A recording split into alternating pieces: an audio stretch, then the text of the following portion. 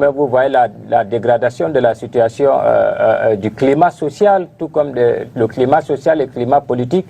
Donc aujourd'hui, cela traduit tout simplement le rejet de Biya par le peuple camerounais. Et là même, on ne sait pas pourquoi, parce qu'au FSNC, nous avons condamné avec la dernière énergie le fait d'écarter une candidature importante. Celui du leader, celui qui a été investi par le Manidem, le professeur Maurice Kamto. On ne sait pas pourquoi est-ce que le gouvernement camerounais veut absolument s'acharner sur cette candidature-là. C'est le gouvernement qui donne les candidatures. Absolument, ce n'est pas le gouvernement qui donne. Il y a l'émission du gouvernement à travers le ministre de l'administration territoriale dans le fonctionnement des partis politiques. Vous savez, on a passé pratiquement un an à nous faire le débat du mandat impératif. Et aujourd'hui, il y a même le document qui reconnaît Anissé Ekani comme président national du Manidem. Et le conseil électoral ne pouvait pas dire qu'il y a une pluralité d'investiture, étant donné que même au RDPC, on a eu 2 candidats, au parti Univers, on a eu 2 candidats, mais on a retenu un seul candidat. Donc cet argument-là ne tient pas. Il s'agit plutôt d'une réelle volonté politique d'écarter un acteur majeur, un acteur important de la scène politique camerounaise.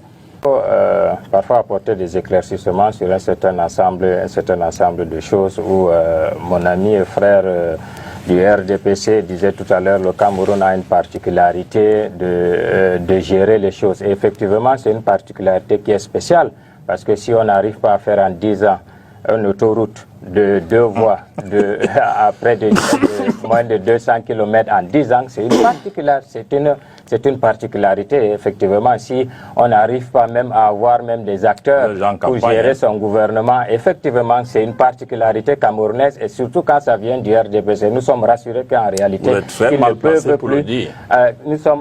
Ça nous rassure que, voilà, du côté du RDPC, ils ne peuvent plus bien donner au peuple camerounais. Maintenant, il ne faut pas confondre les choses, parce que la politique, c'est une dynamique. C'est une dynamique parce qu'on peut partager le pouvoir, on peut dans une certaine mesure apporter, parce qu'on travaille au gouvernement, on ne travaille pas pour une personne, on ne travaille pas pour le parti au pouvoir, on travaille pour les Camerounais. Et aujourd'hui, les bilans... Aujourd'hui, voulez-vous désolidariser du bilan du RDPC ou du bilan du président Biya? Absolument. Il faut prendre le bilan. Si c'est en ce qui concerne de la personne de Issa Chiroma Bakari, regardez son bilan quand il était au transport, regardez son bilan quand il était à la communication, même également au ministère de l'Emploi. Je peux vous citer quelques-uns pour vous rassurer. Vous savez que dans la période où Issa Chiroma Bakari était ministre de Transport, c'est sous sa houlette qui a été créée la BGFT pour essayer de réguler le secteur de transport dans la zone CEMAC. Et même les problèmes routiers, parce que on a des dégradations de routes. Il a posé le problème, on lui dit que bon, ok, pour essayer de faire le maintien de la route, il fallait des moyens. On lui fait comprendre qu'il n'y a pas de moyens. Il a dit bon, écoutez, moi je vais créer les moyens. Il a mis en place les péages. Les péages, c'était là des taxes pour essayer donc de venir de réparer certaines routes qui venaient à se dégrader. Malheureusement, qu'est-ce qu'on en a fait? Revenons au ministère de la Communication. Vous savez que vous êtes journaliste, je ne vous apprends rien. À sa période de son ministère, je pense que pour tout genre de sujet, les Camerounais ont été toujours édifiés. Les Camerounais sont toujours édifiés en ce qui concerne tous les problèmes sociaux. Ça fait combien de temps que vous n'avez pas participé à une conférence de presse gouvernementale depuis 2019? Ça fait combien de temps? Et même l'aide à la presse, vous savez que M. Chiroma Bakari avait fait en sorte que l'aide à la presse passe de 200 millions à 1 milliard. L'aide à la presse privée à 1 milliard. Mais malheureusement, le régime au niveau de la présidence a refusé complètement d'accéder à cette demande-là. Et ça, c'est un certain ensemble de choses. Parce qu'on vous dit qu'il faut voir le bilan de l'homme. Et à ce niveau, donc il a été confronté totalement. On ne peut pas être caution, on ne peut pas être également du bilan du bilan de cet échec-là de 43 ans d'échec. Parce qu'il faut voir le bilan en ce qui concerne dans le secteur dans lequel il exerce. Je venais de vous citer, je vous ai pris quelques exemples à travers le ministère des Transports ou bien de la Communication. Depuis leur départ, dites-moi, est-ce qu'il y a eu quelque chose qui bouge, non seulement au ministère de la Communication, tout comme au ministère des Transports. Roland. Donc, pour terminer, il ne faut pas dire que M. Chiroma a dit cela ou cela. Non, il faisait son boulot de communicateur et porte-parole du gouvernement, malgré que certaines informations lui sont toujours cachées par le régime en place. Et là, il a dit, OK, ça suffit comme ça. Il a créé donc la rupture parce qu'à un moment donné, les choses n'allaient plus. Donc, et automatiquement, il a fait cette rupture-là. On ne peut pas dire que le FSNC est aujourd'hui comptable du bilan. La preuve en est que lors de la conférence de presse, le Moussa Chiroma vous a dit pourquoi est-ce que le RDPC s'acharne derrière le FSNC. Roland, tous les candidats se valent-ils? Il y a certaines personnes qui veulent légaliser leur parti politique en 3-4 ans. Mais on l'a fait en 24 heures. Merci. Ok, à la question de savoir est-ce que tous les candidats se valent-ils? Quelle force politique derrière les candidatures? Alors, je ne saurais dire que tous les candidats se valent, mais au plus, nous nous efforçons, et ceci depuis quelques années déjà, à nous implanter sur l'ensemble du territoire camerounais. Et cette mission s'accomplit, alors nous l'accomplissons bien. Et au jour d'aujourd'hui, nous sommes heureux d'être présents au niveau de toutes les circonscriptions électorales. Et toutes ces personnes, membres et sympathisants du PUS, constituent la première force politique du PUS. Cette personne constitue la première force politique du PUS et nous pouvons dire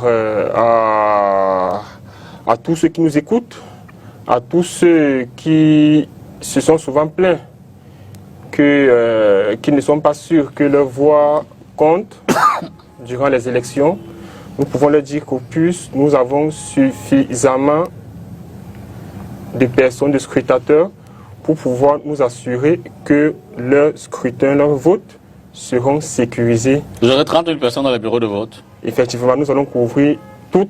D'accord, c'est une autre question, on y reviendra certainement. Yves Abama, sur la question des candidatures et des soutiens aux candidats. Oui, avant l'arrivée, vous pouvez me donner même 2 minutes pour répondre. Je voudrais dire qu'en réalité, quand on suit le réquisitoire de Souleymane tout à l'heure, on se dit, mais est-ce qu'il représente un nouveau politicien sur la scène, ou alors il représente quelqu'un qui a fait 16 ans, de 2009 à 2025 au gouvernement du Cameroun. Et parfois, vous les journalistes aussi, je pense qu'il y a des gens que vous devez mettre en difficulté sur vos plateaux. C'est-à-dire que quelqu'un ne peut pas venir. Non, c'est votre rôle. Vous êtes là pour la société. Vous savez pourquoi je le dis? Non, ce n'est pas un reproche personnel. Hein. Je ne vous reproche pas. Personnel. Non, je ne vous reproche pas. L'émission ici, elle est interactive. Faites votre débat. D'accord. Ok. Donc, en fait, ce que je suis en train de dire, que, en réalité, quelqu'un ne peut pas avoir passé 16 ans d'affilée au gouvernement. Vous avez été témoin des conférences de presse où le ministre Chiroma menaçait certains médias de vouloir déstabiliser le Cameroun. Simplement pourquoi? Parce que ces médias posaient des questions sur un certain nombre de choses. Et un beau matin, parce qu'il est devenu opposant, il est redevenu opposant, son communicateur vient sur le plateau de télévision vous dit 43 ans d'échec. Je rappelle que pour ceux qui ne lisent pas les textes, la responsabilité ministérielle au Cameroun, elle est constitutionnelle. C'est-à-dire que, je pense que c'est l'article 12 de la Constitution, si je ne me trompe, le ministre est responsable devant le Parlement des actes qu'il pose. Ceux qui nous écoutent à la maison le savent, que ce soit au niveau des transports, que ce soit au niveau de la communication dont vous êtes membre, que ce soit au niveau de la formation professionnelle. Est-ce qu'on peut nous dire que M. Chiroma a fait des merveilles? Je ne pense pas. Si on a le temps, je vais revenir dans un certain nombre de travers qui gangrènent ces 3 ministères pour montrer à nos amis du FSNC qu'en réalité, on a un bilan commun. S'ils ont réussi, ça veut dire que nous avons réussi. Si on a échoué, ça veut dire qu'on a tous échoué ensemble. Maintenant, je viens à votre question pour ne pas rester dans le ping-pong. Pour dire que, en réalité, oui, les candidats les candidats ne peuvent pas avoir la même chance, les mêmes chances. Ils ne peuvent pas avoir le même poids. Je suis désolé, ce n'est pas être condescendant envers les autres que de le dire.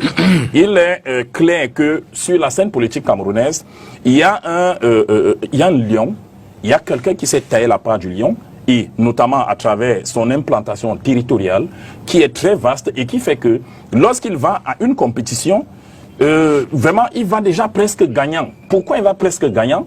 Parce que c'est le seul parti politique dans ce pays qui quadrille l'ensemble du territoire. La drague que nos amis, s'il vous plaît, je vous ai pas coupé, la drague que nos amis du FSNC essayent de faire au Manidem, pour ne pas dire MLC, FCC, je sais trop quoi. La drague qu'on essaie de leur faire, c'est pourquoi? C'est pour combler un certain déficit d'implantation territoriale. C'est-à-dire que les partis, pour la plupart qui nous combattent, sont des partis régionaux. Je n'ai pas voulu dire ethno-régionaux. Mais quand vous faites des alliances... Non, nous, quand nous faisons des alliances, vous savez, je vous ai dit à l'époque, avec même le je vous ai dit un jour que nos alliances, peut-être c'était pas sur votre plateau, je vais le dire, ça va choquer certaines personnes.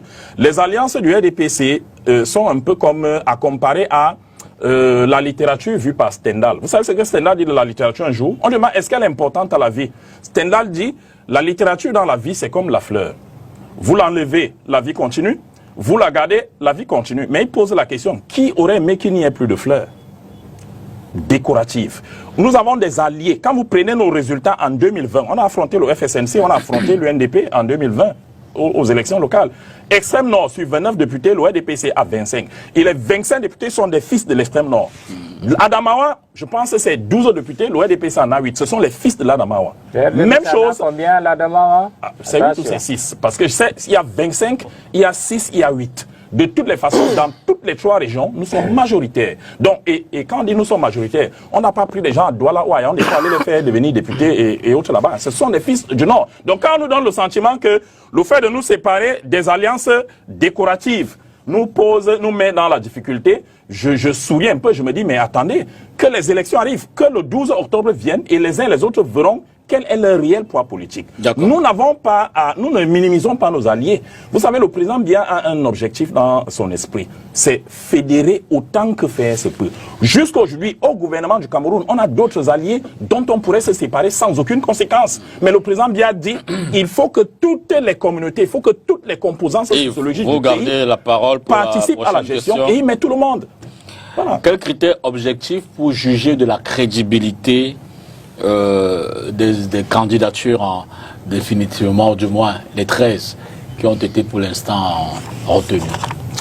Bon, comme critère objectif, et je ne sais pas de quel point de vue vous voulez parler, si vous voulez parler de l'objectivité dans la sélection des dossiers. Question ouverte. Voilà, si vous voulez parler de l'objectivité dans la sélection des dossiers, je vais simplement vous renvoyer au code électoral et je vais vous dire que Elecam a jugé les dossiers à l'aune du code électoral.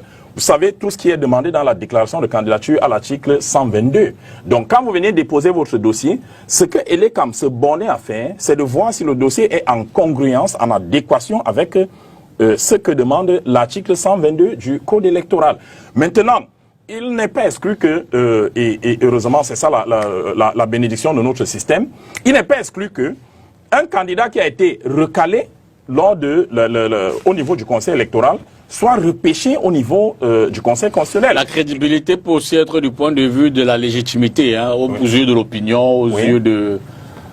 Oui, Djipita, si un candidat, imaginons, si aux yeux de l'opinion, vous avez un candidat qui fait bonne figure et que ce candidat qui fait bonne figure vient vous déposer un dossier défaillant, vous n'allez pas l'accepter parce qu'il fait bonne figure au niveau de l'opinion. Et je dis encore à nos amis du Manidem, MLC, FCC que, en réalité, les opposants qui sortent aujourd'hui pour venir vous défendre, qui ne vous ont jamais soutenu, qui n'ont jamais soutenu la moindre revendication du MRC, parce que je rappelle, quand le MRC revendique le code électoral, depuis un certain nombre d'années, le ministre Chirouma était encore au gouvernement. Le ministre Chirouma a passé le temps à dire que voilà les gens qui veulent déstabiliser le pays. Donc, ils n'ont jamais soutenu la moindre revendication de ce parti.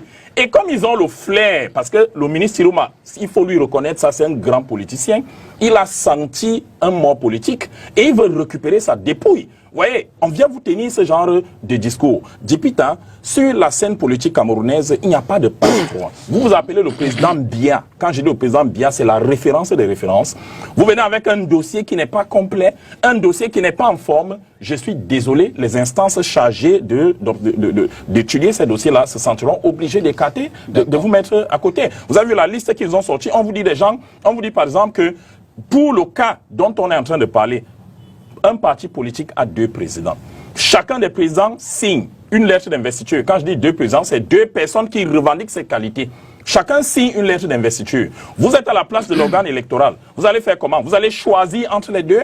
Vous ne choisissez pas. Et je vous dis pour sortir que le Conseil constitutionnel, contrairement à l'ECAM, ne va pas se limiter à la seule loi électorale pour étudier les candidatures. Il va étudier toutes les candidatures en rapport avec tout le dispositif législatif qui existe, de sorte que si votre candidature se soumet au code électoral et qu'elle viole une autre loi de la République, vous serez retoqué. Donc ne soyez pas surpris que certains dossiers recalés aient des motifs supplémentaires ou alors certains dossiers retenus soient écartés au motif qu'ils auraient ébranlé certaines Quels critères objectifs pour juger de la crédibilité d'une candidature ou des candidatures retenues, tout au moins? Oui, vous savez que quand on défend le RDPC, c'est compliqué d'appeler le mot bilan. En réalité, c'est la question qu'on demande.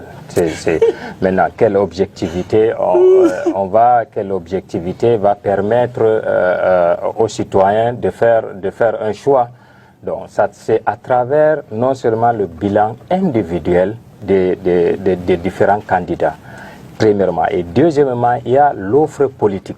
On ne va plus rester là parce que telle personne est populaire, parce que telle a des communicants. Non, on va analyser avec l'offre politique, avec des programmes. Et aujourd'hui, à l'heure actuelle, le Cameroun, en réalité, a besoin d'une transition. Il y en a tellement beaucoup de choses à faire que le mandat qui doit arriver doit être un mandat de transition où on doit faire beaucoup de réformes, que ce soit en ce qui concerne la forme de l'État. Aujourd'hui, le nord-ouest et le sud-ouest, c'est fractionné. On ne vit plus pratiquement là-bas à l'extrême nord la guerre contre Boko Haram. Mais en réalité, cela traduit que tous les Camerounais aujourd'hui, dans son ensemble, aujourd'hui souhaitent gérer lui-même ses propres affaires. Donc, on n'est pas dans l'histoire de la décentralisation, c'est dans l'histoire de la fédération. Donc, c'est le programme politique, l'offre politique et surtout les programmes qui peuvent être mesurables et non de venir balancer certains projets, certaines promesses sans toutefois nous donner où est-ce qu'il prendra ces ressources-là pour réaliser ce projet-là. Donc, pour cette année, et je me réjouis du fait que le peuple camerounais, il est déjà aujourd'hui, il est mature, il sait ce qu'il veut véritablement et il va surveiller à la lettre, à la loupe les différentes offres politiques et également les bilans personnels de chaque candidat à ce qu'il a eu à gérer de toutes les façons parmi les 13 pour le moment qui sont retenus. Il y a d'autres qui ont eu à gérer d'une manière ou d'une autre les choses publiques. Et là, on va analyser également leur gestion, leur bilan, comment est-ce qu'ils se sont comportés, comment est-ce qu'ils ont géré et comment est-ce qu'ils ont apporté. Donc, et vous d'emblée, vous vous dissociez de tout ce bilan. Absolument du bilan du RDPC. Absolument, on se dissocie. On ne peut pas être comptable du bilan du régime de Biya. Vous pouvez rendre compte du bilan de votre passage au ministère des Transports. Absolument. Je vous ai cité tout à l'heure. Chiroma, il n'est pas le chef du gouvernement, à ce que je sache. Il n'est pas chef de gouvernement. Il a obtenu un pan qui est bien déterminé, un secteur bien déterminé. Et qui plus est, il faut faire attention. On peut être ensemble. Nous sommes en train de collaborer. À un moment donné, on peut être ensemble sans commettre le même crime. Absolument. Chacun est comptable. La preuve, chacun est comptable de ses gestes et de ses actions. Voilà qui est dit. Chiroma n'est pas, à ce que je sache, il n'est pas chef du gouvernement. Il ne peut pas être comptable de tout le reste du gouvernement. Alors, sur la crédibilité des candidats, j'aurais 2 critères. D'accord. Le premier, c'est le programme. Et pour se dire crédible, il faut nous proposer un programme qui nous parle de souveraineté totale. Nous voulons véritablement la rupture, une rupture de cette relation qui nous vassalise à l'Occident. Nous voulons une souveraineté totale, sans aucune forme de négociation. Nous voulons notre souveraineté économique et monétaire. Nous voulons être souverains et avoir une langue qui nous est propre. Voilà, entre autres, les éléments qui sont défendus et portés par M. Matumba. En résumé du panafricanisme. Effectivement. Et dans cet ordre d'idées, donc, puisque vous avez parlé du panafricanisme, on voit aujourd'hui naître de façon spontanée des panafricanistes dont on ne connaissait pas il y a 1 an, 2 ans, 3 ans, 10 ans. Mais aujourd'hui, ils naissent et ils ont compris que c'est le discours qu'ils portent. Non, je ne vais pas faire la campagne d'un quelconque candidat sur votre plateau. Les électeurs les panafricanistes sont sages et ils sauront qui sont ceux qui veulent s'approprier un combat qui sont pourtant longtemps reniés. D'accord. Et en plus de ce programme, donc, il y a également la constance. La constance voudrait ici que si je déclare être panafricaniste aujourd'hui, il faudrait que j'ai un bilan qui témoigne de ce que par le passé, j'ai justement milité en faveur de cette juste cause et qu'il y ait des actions qui prouvent qu'effectivement je l'ai fait. Et sur ce point de vue, le candidat Serge Espoir Matumba n'a plus de preuves à faire. Il a été adoubé par un de ses homologues, d'ailleurs, M. Ibrahim Traoré au Burkina.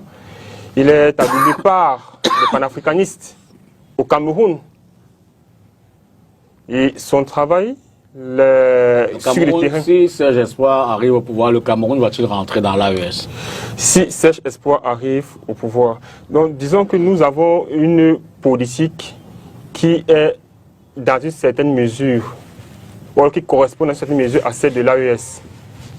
Mais maintenant, s'il faut entrer dans l'AES, il faudrait encore définir toutes les conditions nécessaires pour que nous ne devenions pas des vassals d'autres États. Vassaux, ok.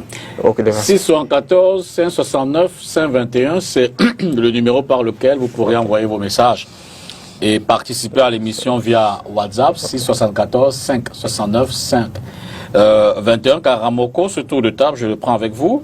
Alors, l'absence de certaines figures majeures, tout au moins à ce stade, après la publication des 13, vous dites que c'est un motif politique ou c'est une stratégie judiciaire ou d'élimination des candidatures potentielles? Ça peut aussi vous être avantageuse, hein, cette option-là. C'est pas question qui peuvent être avantageuses à X et Y. On cherche vraiment à comprendre cette façon-là. Ça relève tout simplement de la sorcellerie politique. Non. Oui, absolument. Ça relève de la sorcellerie politique. Je m'explique. Je m'explique. Une seconde. Convaincre les autres opposants, ceux qui sont déjà dans l'opposition.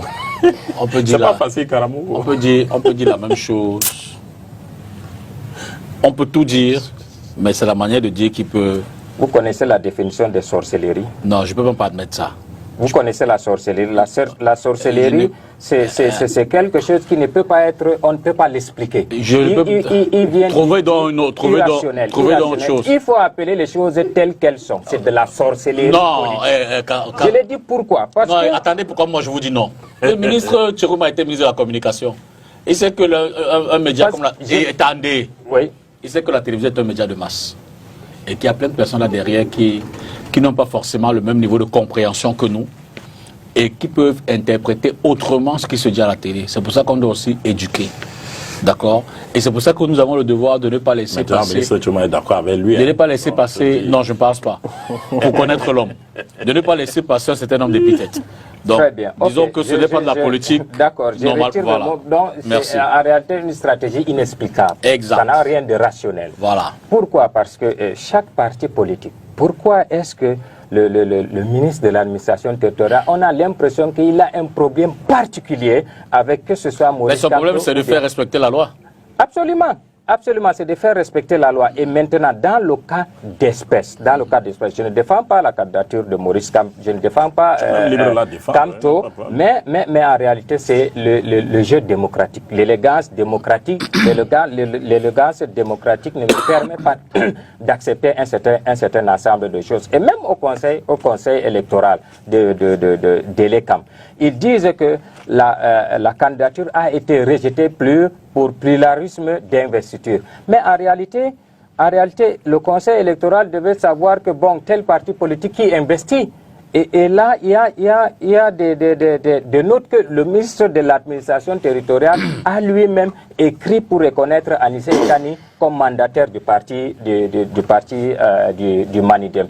Et ils ont conclu d'investir le professeur Kamto. Et c'est de leur droit, il faut les laisser compétir. Pourquoi le RDPC a peur? Pourquoi le RDPC a peur en réalité? Comme mon ami ici venait de dire, il veut absolument nous faire partager le bilan.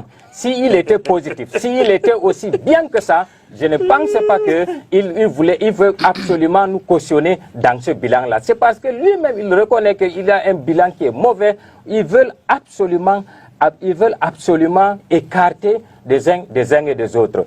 Maintenant, que ce soit la candidature des uns ou des autres, acceptée ou pas, nous partons déjà dans une compétition. C'est un marché. Maintenant, chacun va donc présenter son offre donc au marché qui est le Cameroun. Les électeurs feront donc des choix rationnels basés sur des critères vraiment objectifs.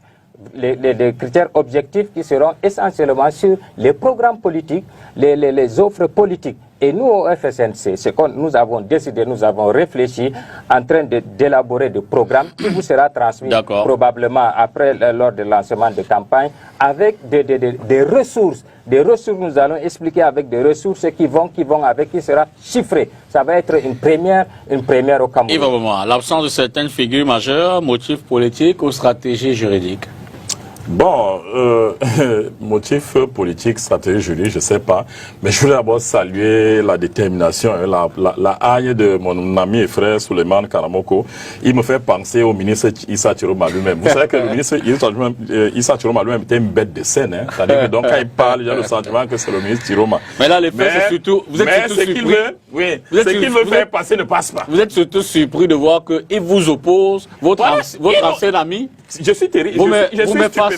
Il vous met face à votre miroir. Pas face à notre miroir commun. C'est-à-dire qu'on a travaillé, on a fait un certain nombre de choses.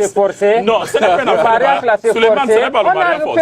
Ce n'est pas le mariage forcé. Vous avez détruit le pays. Quand le mariage, non, on ne peut pas dire ça.